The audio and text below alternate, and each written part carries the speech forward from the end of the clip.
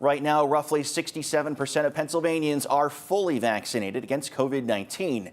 As we close in on the third year of the pandemic, Fox 43's Evan Forrester shares an Adams County couple's story of battling the virus, recovery, and loss, with hopes it will encourage those who remain hesitant to get the shot.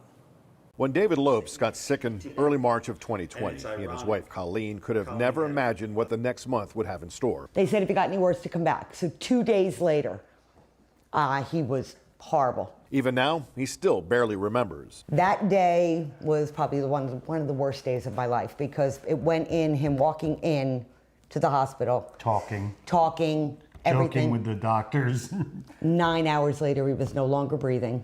He's on a ventilator. David was the first patient in the WellSpan health system treated for COVID-19. More than half of his 31 days spent in the hospital, he was unconscious. I was a guinea pig for, let's try this. He's dying anyways.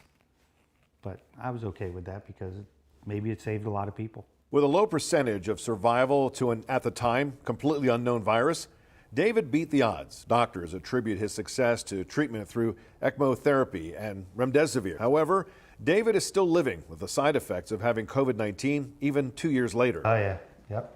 Still a lot of fatigue and stuff. I think that's the biggest thing. Probably by the mid-afternoon, he is exhausted.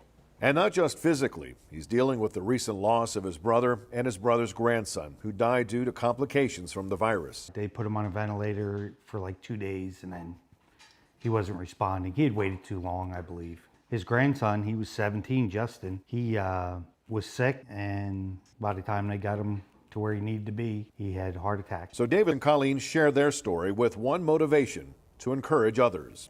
Whatever is in the vaccine, whatever, if that can protect me or protect somebody else from going through what I went through those 31 days, go get the vaccine.